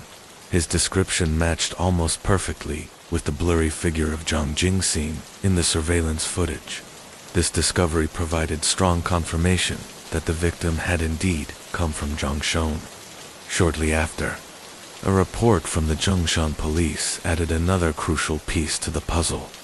They had received a missing persons report about a woman named Zhang Jing, whose age, height, and appearance aligned perfectly with the victim in the Shantou case. Investigators immediately reached out to her husband, who explained that, on the morning of July 3rd, Zhang Jing had left home, saying she was going to work at her office initially. He wasn't alarmed. She occasionally worked late or stayed out of town for business, but by July 5th, when her phone went unanswered for 2 straight days, panic set in. He filed a missing person report, hoping it was all a misunderstanding. When investigators showed him the surveillance video, his composure crumbled through tears. He confirmed that the woman in the red blouse was indeed his wife, yet one haunting question remained. Why had Zhang Jing traveled over 400 kilometers from Zhongshan to Shantou to meet a man her husband had never seen? After telling him she was headed to work, her husband swore that she had no close male friends and no known contacts in Shantou. The man in the footage was a complete stranger to him. Now that I know, he whispered, there's nothing left for me but tears. The next major lead came from Zhang Jing's phone records. Investigators discovered she had been in frequent contact with a number registered in Shantou at exactly 3:55 p.m. on the day of the murder. She made a call to that number that same minute. Surveillance footage showed her on the phone, while the man suspected of killing her was seen nearby, also speaking into a phone. The timing and gestures were perfectly synchronized. It was undeniable evidence that the man in the footage was the one who had arranged to meet her. However, when police tried to trace the number, they found it was unregistered, a prepaid SIM card bought anonymously. The lead seemed to vanish into thin air, but the task force refused to stop there. For 3 sleepless days, they combed through hours of surveillance footage, scoured every street and alley in Shantou, and cross-checked every trace the suspect could have left behind. Once the victim's identity was confirmed as Zhang Jing, officers didn't waste a second. That same night, they drove 400 kilometers to Zhongshan to gather more background information. Despite exhaustion and countless setbacks, task force leader, Director Xia Shuang, kept morale high. He reminded his team that their unit had earned several commendations, and that their persistence and discipline would see them through. His belief reignited their determination. Their efforts finally paid off when they analyzed the activity data of the unregistered SIM card. Although purchased in Shantou, most of its calls had been made in a nearby city. This clue redirected their entire operation. With support from Jiang's local police, a new report surfaced on the evening of July 7, 2012. Someone in a village on the outskirts of Jiang claimed to have seen a man resembling the suspect from the Shantou case. The village was large, crowded, and filled with transient workers from various provinces. It would be easy for someone to blend in and disappear, knowing the danger of alerting their target. 3 undercover teams quietly entered the area under the cover of darkness. Every move was calculated. One wrong step, and the suspect could vanish for good. Their patience finally bore fruit on the morning of July 8, 2012. Around 9 a.m., investigators confirmed the man's identity. Zhang Shu, a 37-year-old from Guizhou province. He had moved to Shantou nearly a decade earlier and once worked at a printing factory, but had been unemployed for the past 2 years, surviving by operating an illegal motorcycle taxi. When detectives compared his 15-year-old household registration photo with the man seen in surveillance footage and cross-referenced it with witness descriptions from hotel staff, the resemblance was undeniable. After 5 relentless days of investigation, the man behind the Shantou hotel murder was finally in custody. Yet, what came next shocked everyone. During interrogation, Zhang Shengfu admitted to meeting Zhang Jing, but he justified his actions with a twisted sense of morality. He claimed that while it might appear he had lured women for money and sex, his real purpose was to teach them a lesson. In his mind, he was punishing women who, as he put it, cared too much about money. He then began to explain his past. In 2004, he had married in his hometown of Guizhou. His wife followed him to Shantou, but soon left him for a wealthier man. Years later, he entered another relationship with a 25-year-old woman named Mei. He said he truly loved her, but she, too, left him. She told me if I wanted to marry her, I needed to buy a house, he recalled bitterly. But how could I? I was just a factory worker, heartbroken twice, and consumed by resentment. Jiang withdrew from the world. He spent more time online, chatting with women. Yet, even there, he claimed, the rejection continued. Every time he mentioned his low income, the conversation would end. But when he pretended to be rich, suddenly they were kind, interested, and eager to meet. This pattern, he said, planted the seeds of vengeance in his mind. Abrupt silence caught investigators' attention immediately. The number belonged to a young woman named Lin Shia, a 28-year-old office worker from Jiangmen. She had gone missing around the same time that the dismembered female body was discovered beneath the bridge in Jiang in December 2011. At the time, the remains had been so severely mutilated that no identification could be made, but the timeline and location now aligned perfectly with Shangfu's movements. Investigators reviewed Lin Sha's background and found a familiar pattern. She had been active on several online chat platforms, including QQ, where she had befriended someone who called himself Mr. Zhang, a supposed construction company owner from Shantou. One of the fake identities Zhang Shengfu used through chat logs recovered from one of his seized laptops. Police confirmed that Lin, Shia, and Mr. Zhang had arranged to meet in person shortly before her disappearance. Now, all the puzzle pieces began to fit. Lin Shi's body had been discovered wrapped in plastic, weighted with stones, and dumped under a bridge just a few kilometers from where Zhang Shengfu lived at the time. The method of killing and disposal bore chilling similarities to Zhang Jing's case. Still, without DNA confirmation, police could not conclusively prove the link. Determined to break the suspect's psychological defenses, investigators intensified their efforts. One team continued to press Shengfu gently about his family, reminding him of the sacrifices his parents had made. Another team gathered every scrap of forensic evidence possible from the earlier Jiang murder. Bit by bit, They built a case that cornered him emotionally and logically after days of interrogation. Fatigue and guilt began to erode his defiance on the evening of July 15, 2012. Zhang Shengfu finally broke down. He admitted that he had indeed met Lin Xia. He said she had come to Shantou because he had promised her a lucrative job at his company. They had spent the evening together, but when she discovered that his supposed business was a lie and that he was just an unemployed driver, she threatened to expose him. He strangled her with the same red cord he used later on Zhongjing. He then dismembered her body, placed the parts in plastic bags, and dumped them into the river near Jiang. To destroy all evidence, it was the exact same method. Investigators had long suspected after this confession. The case finally came full circle. Zhang Shengfu was not a man seeking justice for heartbreak, as he liked to claim. He was a cold-blooded predator. Using the internet to hunt vulnerable women, his lessons were nothing more than sadistic acts of control and revenge in total. Evidence linked him to 2 murders and at least 3 robberies. Each crime followed the same pattern. He would lure women online, gain their trust, promise them wealth or romance, and then betray them when asked in court why he continued even after the first killing. Sheng Fu gave a chilling answer.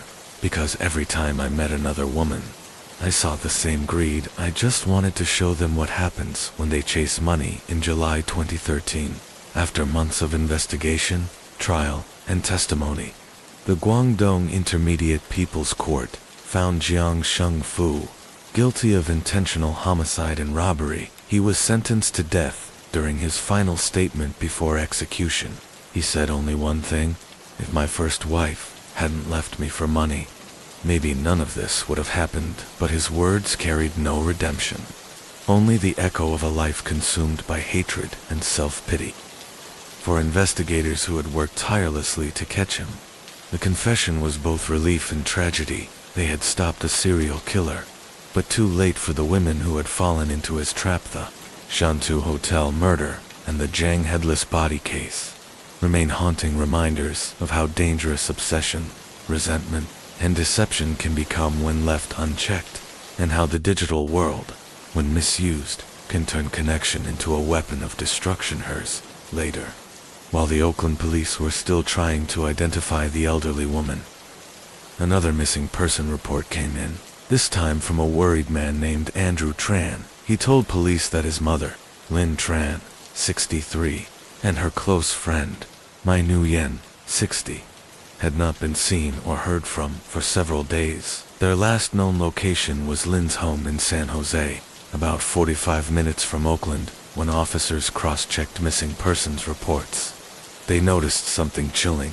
The description of Lin Tran matched the features of the woman found floating near the estuary. That asked Andrew for more details. He said his mother and Mai had been planning to spend the weekend together, discussing plans for a small nail salon business they wanted to start. They were excited, happy, and had no apparent problems, but suddenly, all communication stopped. Texts went unanswered, calls went straight to voicemail. When Andrew went to Lin's home, he found her white Honda Fit missing, and the house eerily quiet, except for a faint, metallic smell that made his stomach churn. Police obtained a search warrant and combed through the property inside. They found what looked like faint smears of blood near the kitchen, and a section of carpet that appeared to have been recently cleaned, yet under blacklight. Large blood traces were revealed. The signs suggested a violent struggle. Investigators also noticed a missing rug and a mop bucket filled with pinkish water soon after. Lin's white Honda Fit was found abandoned in a parking lot near the Oakland port. 40 miles from her home, the keys were missing, but her purse and some personal items were still inside, an odd sign that she hadn't left voluntarily. Detectives retrieved security camera footage from nearby businesses, and what they found raised more alarms. At 2:43 a.m. on September 29th, a tall man wearing a hoodie and gloves was seen parking the Honda Fit and walking away into the darkness. DNA tests confirmed the worst. The body recovered in the estuary was indeed Lin Tran. The autopsy revealed multiple blunt force injuries to her head and face, as well as defensive wounds on her arms. The cause of death was blunt force trauma, combined with drowning. But there was no trace of minute. Her friend police now feared that too, might have met a violent end. Detectives began digging into Lynn's life and quickly discovered that she and Mai had both been friends and occasional business partners with a man named David Pham, a 47-year-old Vietnamese American who ran a small real estate business in San Jose. He had been helping them invest in small housing flips, promising big returns. However, both women had recently begun to question his honesty, claiming that they had given him nearly $60,000 with no results. According to text messages recovered from Lynn's phone, she had planned to confront David about the missing money the very weekend she disappeared. When police went to question David Pham, he was nowhere to be found. Neighbors told investigators they hadn't seen him in days. His phone went straight to voicemail, but then a digital trail gave him away. Flight records showed that David had boarded a flight from San Francisco to Ho Chi Minh City, Vietnam, just one day after Lynn and Mai went missing. Interpol was immediately notified, and the FBI joined the investigation due to the international nature of the case. Meanwhile, back in San Jose, detectives continued searching David's home. What they found turned the case from suspicious to horrifying. In his garage, they uncovered bloodstains that matched both Lynn and Mai's DNA beneath a pile of tarp and construction material. They also found a sledgehammer, a mop, and duct tape, all bearing traces of human blood. Digital forensics revealed even more disturbing details on David's laptop. Police found search history including phrases like, "How to dispose of a body in water," "Does bleach remove blood evidence?" Flights to Vietnam, no extradition at that point. The evidence was undeniable. David Pham had likely murdered both women in a desperate attempt to silence them before they could expose his financial scams. But while Lynn's body had been found, Mai's remained missing, and her family clung to the faint hope that she might still be alive for weeks.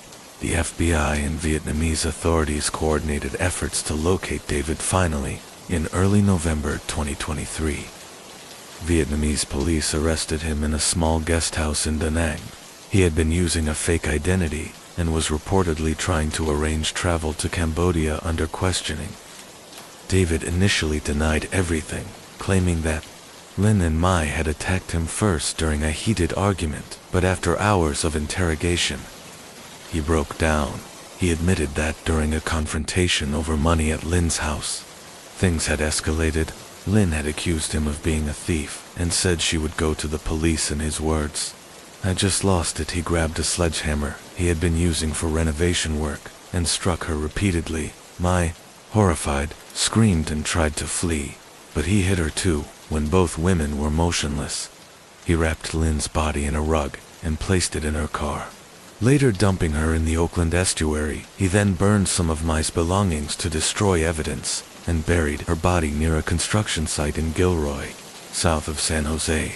After hearing the confession, American and Vietnamese authorities worked together to extradite David Pham back to California to stand trial in March 2024.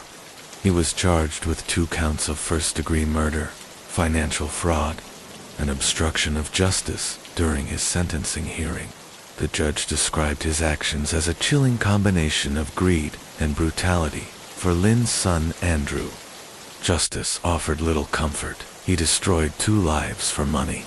Andrew said tearfully outside the courthouse, "My mother trusted him, she treated him like family, and he killed her for greed." As for the broader community, the case sent shockwaves through Northern California's Vietnamese community. People who once considered David Pham a charming and trustworthy businessman now saw him for what he truly was, a manipulative con artist turned cold-blooded murderer. Tragedy of Linh Tran and Mai Nguyen stands as a reminder that even in tight-knit communities, evil can hide behind the mask of familiarity. It's a haunting lesson about the cost of trust misplaced and the devastating consequences of greed. Unrestrained. Her mother, Mrs. Coy, Toey, 67, had long suffered from chronic arthritis and heart issues, which made it difficult for her to move around without assistance. Despite that, she remained sharp-minded and kind, often chatting with her daughter over the phone every evening. The mother and daughter had an extremely close bond. Ms. though visited her mother every Sunday without fail. For her to suddenly vanish along with her mother, leaving no trace behind, was something no one who knew them could believe. As detectives delved deeper, they began to piece together the true nature of the relationship between Vo Hong Fuck and his wife. Interviews with neighbors revealed that loud arguments had been a regular occurrence in the Fuck household. Neighbors often heard shouting late at night, the husband's voice angry, the wife's pleading or crying. It always sounded like he was accusing her of spending too much or hiding money, one neighbor told police. Another mentioned seeing Tho with bruises on her arms weeks before she disappeared. Though when asked, she brushed it off, saying she had bumped into furniture. The more investigators learned, the more they suspected that Fuchs' carefully crafted story about his wife and mother-in-law driving off to cool down was a fabrication. His calm demeanor during questioning seemed rehearsed, and his over-detailed account of their supposed trip struck detectives as an attempt to control the narrative. When they asked for permission to check his financial records, Fuck hesitated, claiming it was private business information. Meanwhile, the forensics team returned with DNA results from the bloodstains found in the garage. The results were conclusive. The blood belonged to Ms. Lynn Nock, though police now knew they were dealing with a murder case, not a disappearance. However, without finding the body, prosecutors could not yet charge Fuck with homicide. Detectives decided to apply more pressure. They obtained a search warrant to re-examine the house. This time with ground-penetrating radar equipment. The scan revealed an anomaly beneath the newly cemented section of the garage floor, an area Fuck had claimed to have repaired due to cracks shortly after his wife vanished. When the concrete was carefully removed, officers discovered black plastic bags and a layer of dirt covering something heavy. Inside the first bag were female clothing items soaked in dried blood, including a floral blouse, confirmed to belong to, though the second bag contained a hammer, duct tape, and a length of electrical cord. But what investigators found next sent a chill through the entire tent. Beneath the dirt lay human remains, skeletal, but unmistakably belonging to a small-framed adult woman. The medical examiner would later confirm through dental records that the body was Ms. Lynn Nock, though, however, her mother's remains were not there. That discovery raised a terrifying question. What had happened to Mrs. Coy, Towie? As police took Fuck into custody for questioning, his once calm demeanor cracked. He claimed innocence at first, insisting that someone must have broken in or planted evidence to frame him. But when detectives confronted him with the DNA results and the tools found buried in his own garage, his story began to crumble. He eventually confessed to an accident, saying he had only meant to scare his wife during an argument over money. But things got out of control. According to his confession, on the night of September 6, 2023, Fuck and Tho had a heated fight about overdue debts and his gambling losses when Tho threatened to leave him and take their children. He lost control in a blind rage. He struck her with a hammer, realizing she was dead. He panicked when his mother-in-law arrived later that evening, knocking on the door to check on her daughter. Fuck panicked again and attacked her too. Fearing she would call the police, he hid both bodies in the garage overnight. The next day, he buried Tho's body under the concrete slab and transported Mrs. Coy's body in the Honda Fit, which he later dumped near Oakland Bay. After the confession, police rushed to the Oakland estuary, where weeks earlier an unidentified elderly female body had been recovered. DNA tests confirmed what they feared. The remains belonged to Mrs. Coy Towie. The unidentified woman found floating in the bay months earlier had finally been given a name. The investigation revealed that Fuchs' motive was both financial and emotional. He was drowning in debt from failed property investments and gambling losses. Though, who managed the household finances, had discovered the truth and demanded a divorce. She planned to sell one of their rental properties to pay off the debt and leave him. Fuck couldn't bear the idea of losing everything: his money, his reputation, and control over his family. In April 2024, Vo Hong Fuck was formally charged with 2 counts of first-degree murder, tampering with evidence, and abuse of a corpse during the trial. Prosecutors presented chilling forensic evidence, including security footage showing Fuck buying bags of cement and tools just days after the murders. The jury took less than 5 hours to deliver a unanimous verdict, guilty on all counts in court.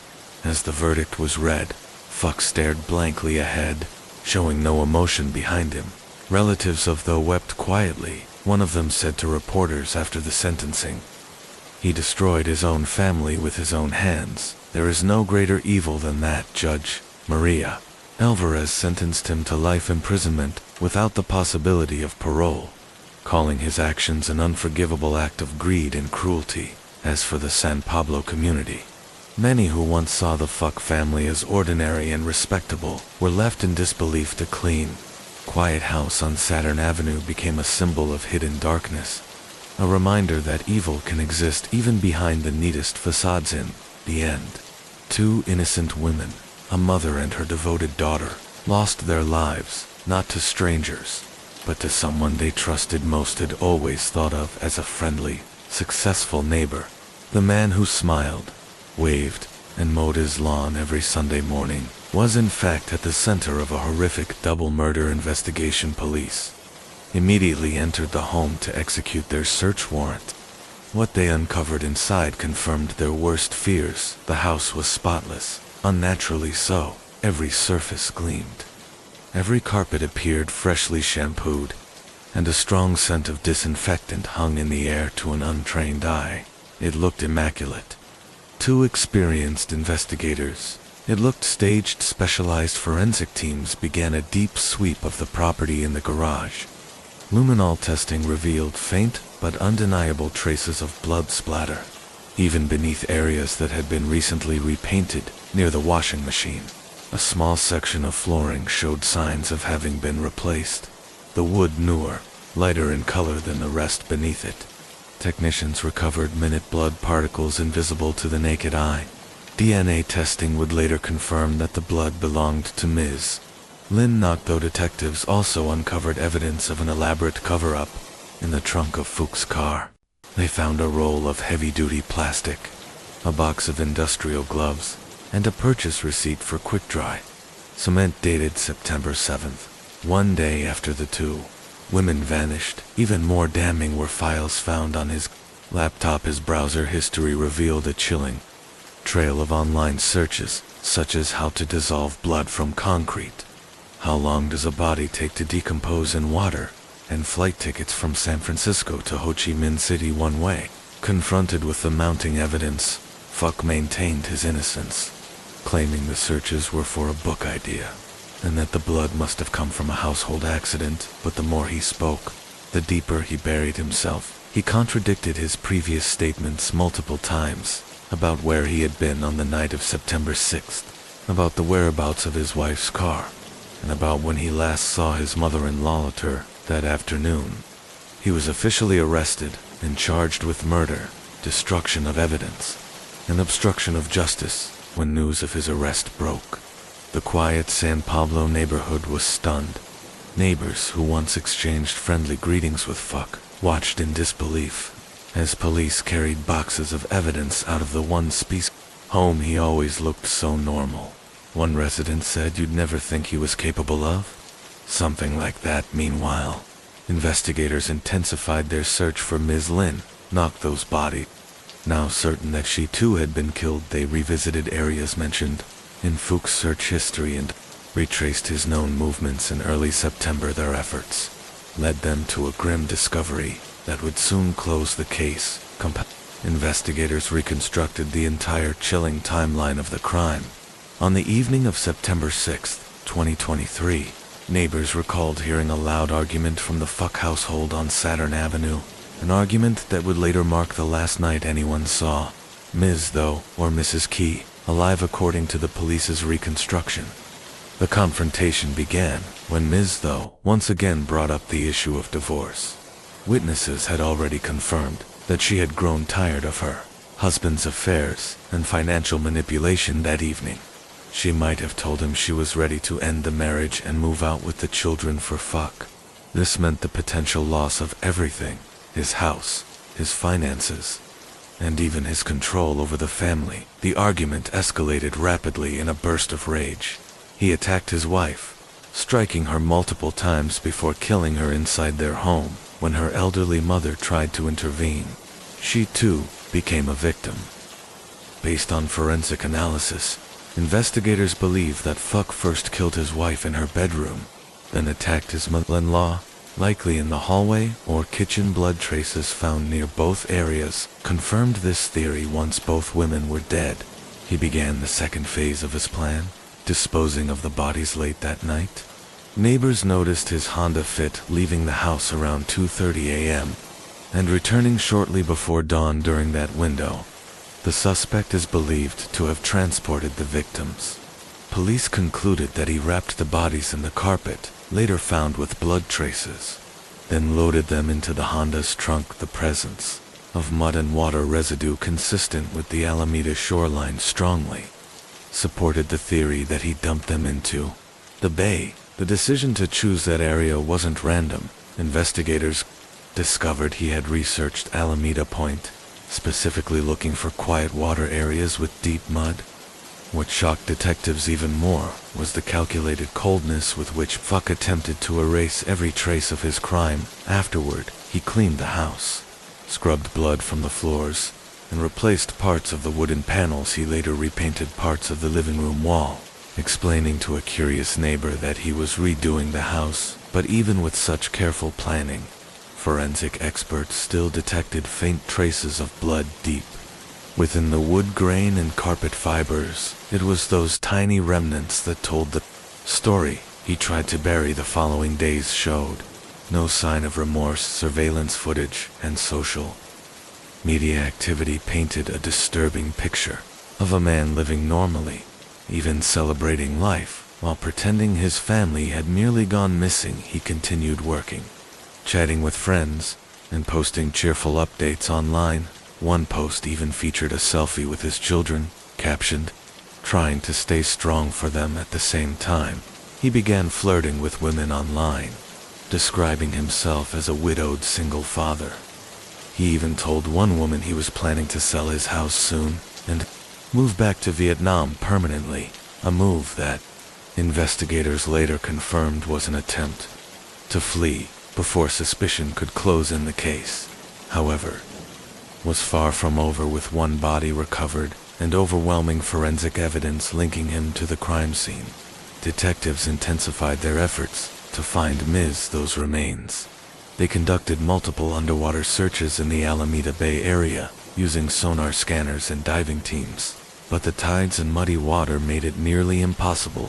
Despite not finding her body, the circumstantial evidence from digital footprints and insurance policies to the blood samples and timeline painted an irrefutable picture. In March 2024, prosecutors formally charged Vo Hong Fuck with 2 counts of first-degree murder and 1 count of tampering with evidence.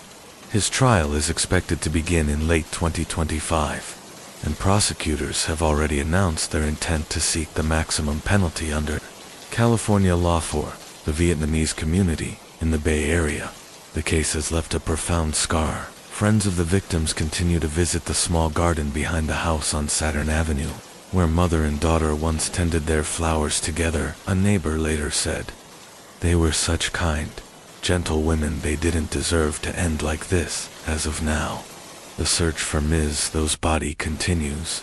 Investigators still hope to bring full closure to the case and to the children left behind, who must now grow up knowing that their father stands accused of taking the lives of the 2 women who loved them most. Mrs. Keyes' genetic profile. The courtroom fell silent as the prosecution projected the DNA comparison charts onto the screen. A visual confirmation that the woman found in the bay was indeed Fuchs' 74-year-old mother-in-law. Prosecutors then moved to the digital evidence, presenting screenshots of Fuchs' Google searches in the days leading up to September 6th. Queries such as how to clean blood from wood floor, by large freezer Oakland, and how deep is Alameda Bay, appeared one after another on the courtroom monitors. Each line of text struck like a hammer blow, erasing any illusion that the murders were accidental or impulsive. Next came the financial motive. A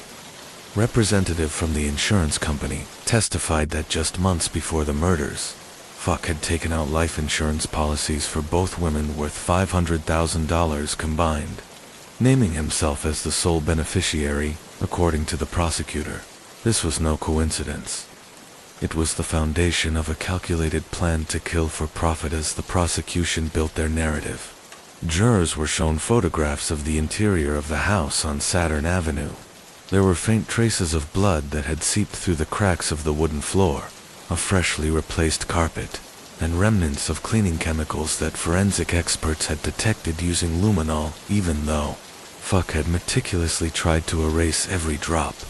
The glow of that chemical reaction told the truth. His words could not hide. The most emotional moment of the trial came when Ms.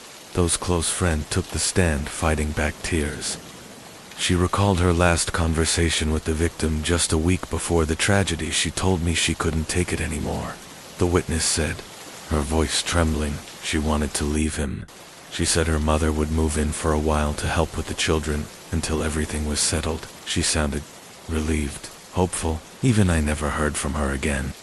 The prosecution argued that this decision to leave, combined with the looming financial loss, was the spark that ignited Fuchs' deadly plan. When it was the defense's turn, attorney Paul Grant tried to cast doubt on the reliability of the forensic evidence. He emphasized that there were no eyewitnesses, no murder weapons recovered, and no confession. He suggested that perhaps the women had left voluntarily and met with some other misfortune, a theory that drew audible murmurs of disbelief from the public gallery. But the defense's argument collapsed when prosecutors revealed Fuchs' online chats with a woman in Vietnam, exchanged just days after his wife's disappearance. In those messages, he referred to himself as a widower and told her he was preparing to return to Vietnam soon.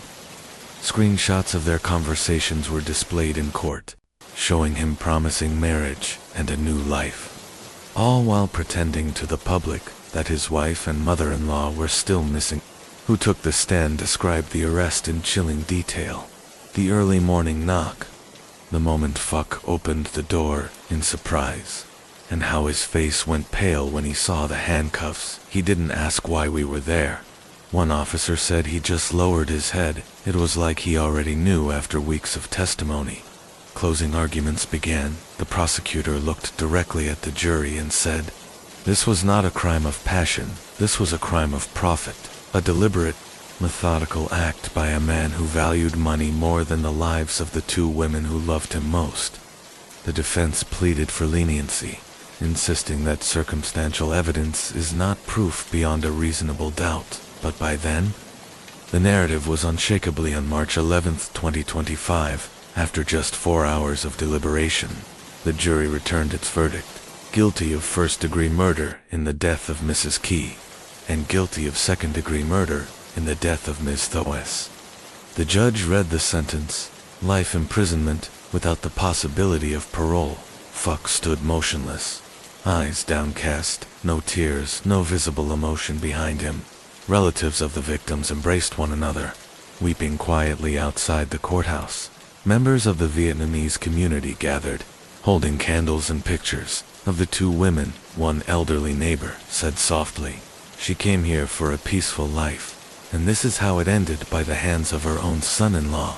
To this day, authorities are still searching the waters near Alameda Point for the remains of Ms. Though, determined to give her family the closure they deserve. Miss Coy not stopping there. The prosecutor also revealed another devastating piece of evidence: the defendant's internet search history, from how to remove the smell of a body and how to clean blood stains from a wooden floor to the haunting keyword Alameda Point body. Each phrase projected on the courtroom screen struck like lightning. leaving the jury and the public in stunned silence. Then came a final twist. The mysterious woman named Michelle, the one who had changed the direction of the entire investigation. Her identity was finally revealed. She wasn't a stranger. Michelle was a colleague of Ms., though at the nail salon, and she had a background as a former police officer. With her sharp instincts, she quickly sensed something off about Fuck, his strangely calm behavior, his inconsistent statements, his refusal to show concern. So she decided to call the police anonymously. Her quiet courage became the turning point of the case, the spark that helped investigators close in on the truth with Michelle's testimony and overwhelming forensic evidence. The defense was cornered. They fought desperately, questioning the accuracy of lab results and insisting that since Ms. Doe's body had not been recovered, there was still reasonable doubt. They even suggested that perhaps someone else could have murdered Mrs. Coybut. In the eyes of the jury, these defenses only deepened Fuchs' guilt. His cold silence wasn't the stance of an innocent man. It was the quiet of someone with no more lies to tell. After 2 tense weeks in court, the case was handed to the jury. It took them only 1 day to decide. 12 votes, 1 voice guilty. And on the afternoon of February 18, 2025, the verdict was read aloud in the Martinez courtroom. Vo Hong Fuck was convicted of murdering. April 2025. Judge Charles Birch pronounced the final sentence: life in prison without the possibility of parole.